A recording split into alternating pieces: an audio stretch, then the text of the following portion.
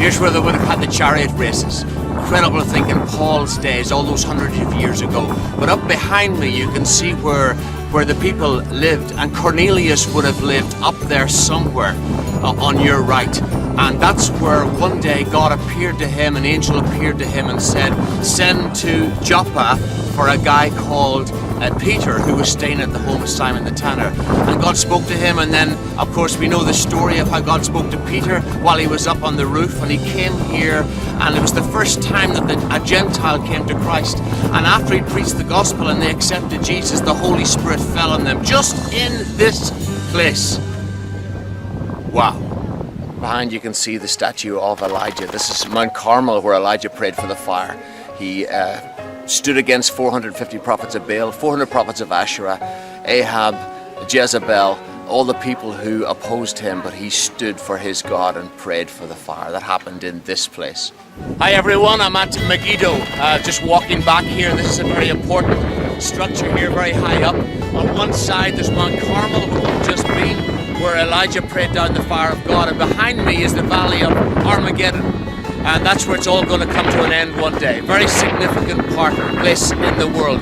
This isn't Iraq or Iran or Afghanistan, this is Israel. We're all going to come here one day. Hello everyone, here we are in Nazareth, and this is a house just like Jesus would have been brought up in. Hello everyone, another day. Here we are at Caesarea Philippi, where Jesus brought his disciples, and behind me you'll see lots of in the rocks, which is at the bottom of Mount Hermon. Lots of idols were here, and particularly behind me would have been the temple of Augustus, the temple to the god Zeus. And Jesus brought his disciples here, which was anathema to them, because no Jewish boy would have come here. They weren't allowed to mix with pagans. This was one of the sources of the River Jordan. Water came rushing out of this cave behind me here before an earthquake stopped it years ago, and they used to sacrifice goats, threw them into this, and the sound that the rushing water gave sounded to the Jews like the gates of hell. So Jesus said to his disciples one day, "Who do men say I am?" Some said one, some said another, but Peter said, "You are the Christ, the Son of the living God." And Jesus said, "Flesh and blood hasn't revealed this to you, Peter.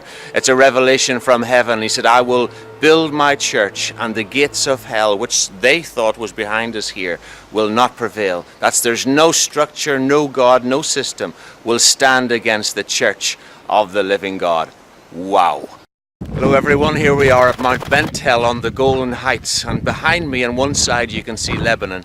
You can see the Syrian border behind, and you see where the Israelis have rebuilt and replanted right up to the border. And it's fantastic to see the way God has blessed this nation. Jesus must have been an incredibly fit man. I've lost the group already, they're somewhere down there, but it's a fantastic place to be, but I can't hear a thing. Hello everyone at New Life Baptist Church. This is Jeff and Andrew and Kingsley, and we're on the mountain of Beatitudes. So this morning we're going to be looking at the Beatitudes. You see the church behind? That's the place that's called the Mount of Beatitudes, where Jesus is thought that he originally spoke it there. So we're walking the whole way down to the Sea of Galilee. So if you take a little pan round, you'll see, look how beautiful this is. So God bless you back there in North Allerton. I don't know what the weather's like there, but well, I suppose I will do, because I'll actually be there when I'm saying this, but I'm not there now. But at the moment it's wonderful here, so God bless you, and I hope you enjoy the meeting this morning. Have a wave. Bye. Hello everyone, this is the Sea of Galilee, and this is traditionally where in Luke chapter 5 Jesus called his first disciples and said, "Come and follow me," possibly right on this spot here. Is it beautiful?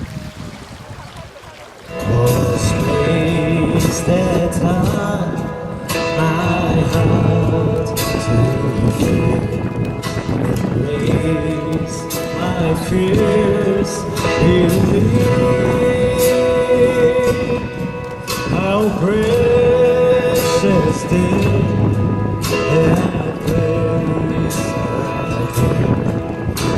I first believed.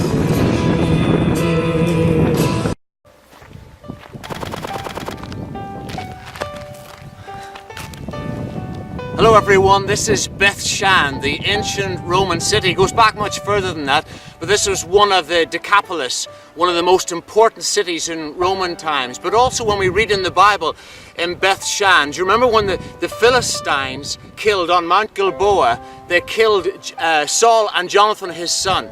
The people came from Beth Shan and the Philistines on the temple, they fastened their bodies to the wall, and then the people of Jabesh Gilead came and took the bodies from the wall, and David said of them that they're blessed. He blessed them because of what they did to the remains of Saul and Jonathan. So this is Beth Shan, very famous place, very important place. Water flows through this. It's incredibly hot here, but a place that had real significance in ancient times. Hello everyone, here we are at Qumran. In 1947, a young boy was looking at one of the caves just like we're in today, and he found some pots that were full of scrolls. Andrew and I have climbed up into the mountains, so we're actually in a cave. We've come up from somewhere down there. The only difficulty is we've got to go back down again, but what a fantastic place to be. An important place for the whole Bible. It's true from start to finish. Hello everyone, here we are at the River Jordan. 1997 they uncovered this site called Bethany beyond Jordan where Jesus was baptized. So right behind me they reckon is where John the Baptist and Jesus, they baptized. John was baptizing here, Jesus came along and he baptized him right in this spot. Oh, that's cold. Hello everyone, here's Andrew and I on the Jordan side of the Jordan River, and over this side, if I can miss everybody's head, the other side is Israel. There's Israel, that side. Wow, isn't that cool? And we have our toes in the river. Oh yeah. Hello everyone, this is what they believe is the ancient site of Sodom, and they've actually found stone here that's been scorched, and so even the scientists believe that there was a meteor or something that came and exploded above this whole ground and scorched the whole city. They found the city, they've been looking, and you can see the rooms that they're excavating there, and this is where they believe Lot would have been when God told him to get out, and Abraham prayed, and there wasn't even 10 righteous people in the city. Amazing sight. You can see then behind the plains heading over towards Israel. Isn't that amazing?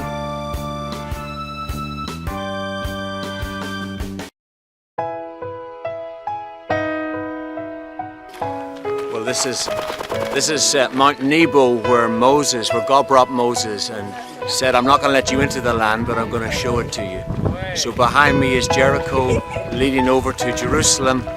And God said, commission Joshua. He's going to be the one who will lead people into the land. So this is a very significant part of the journey for me.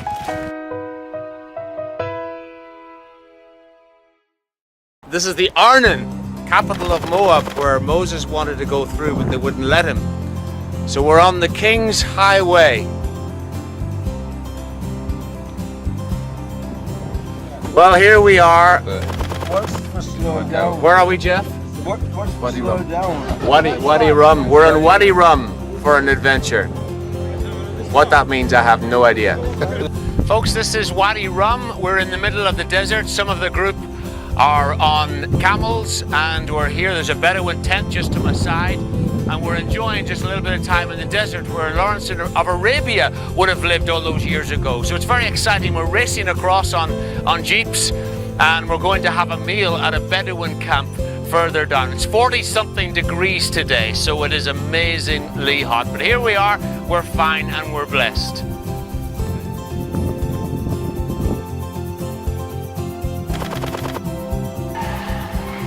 This is Petra.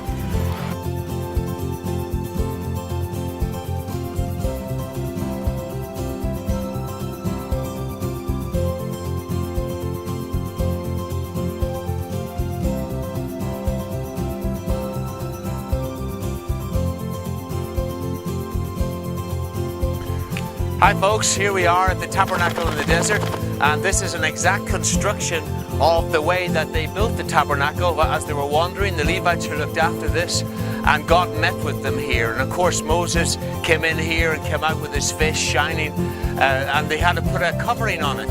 And then Joshua, of course, stayed in the tabernacle, in the tent of meeting, to meet with God. Here we are on Masada, where Herod the Great built this place, and it's absolutely amazing. We have the Jews, of course, here, who 969 of them committed suicide rather than facing abuse and slavery by the Romans. So they cast lots. 10 of them were chosen, and then one left to kill the other 9. They all killed their wives, their families, and then one man fell on his sword at the end. Amazing place.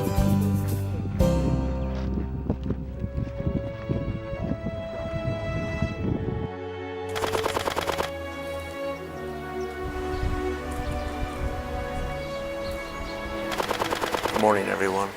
This is the Garden of Gethsemane, just looking up on the eastern wall, the gate that Jesus will come back through. But this is where he fought at night and his disciples fell asleep. But this is where he made the choice that he would drink the cup that his Father gave him. So a very solemn place when we think about the price that Jesus paid and the price we have to pay by saying yes to him. Well, here we are, probably the most important place for the Jew in Jerusalem. It's the Western Wall, or the Wailing Wall, where the new temple will be built. The old ones were destroyed, 70 AD, and they're believing for the Messiah to come, and the new temple will be built here. And so they pray and pray sincerely, and many people have come from around the world praying. So what a privilege to be here.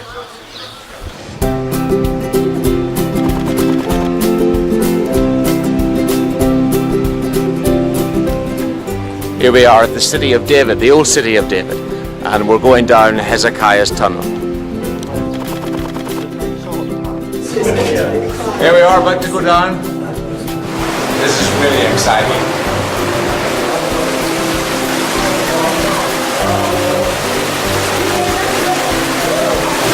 It's really narrow here and very, very cold.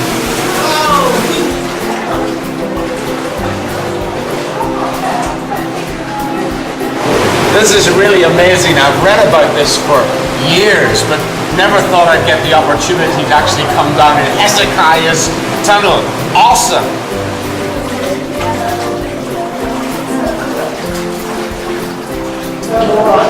It's really narrow, just really big enough to get my head through, and the rest of my body as well. So this is a pretty narrow shaft.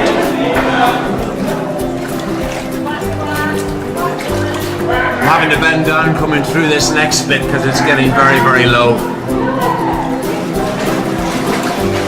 We seem to have walked a long, long way. I think we might be nearly at the end. There are a lot of turns where they seem to have changed their mind about the direction that they're going in. This is getting very, very low. Here's a copy of the original inscription.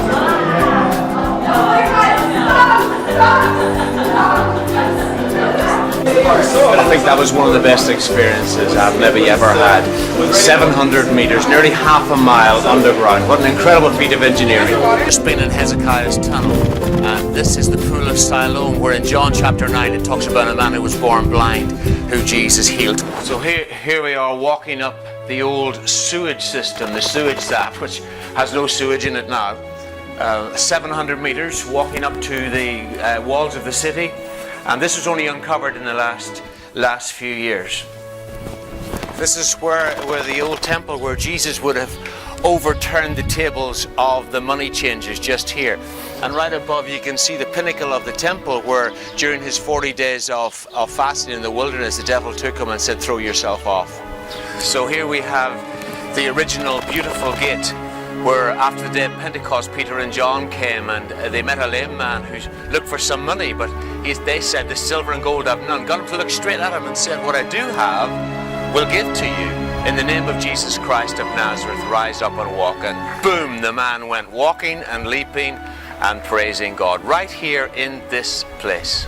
This is the upper room where the disciples came and prepared a room for Jesus to celebrate the Lord's Supper, the last one before he died. This is Golgotha, the place of a skull outside the city walls where they believe that Jesus was crucified. Can't see it clearly from here, but on that face behind is the place of the skull. Me is the tomb. Joseph of Arimathea owned this garden, and they believe this is where Jesus was buried and where he rose from. We've just seen Golgotha, and it's all very close by, and so it looks like this could be the place. It's unimportant in one sense, but fantastic to be here and to know that he is not here, he is risen.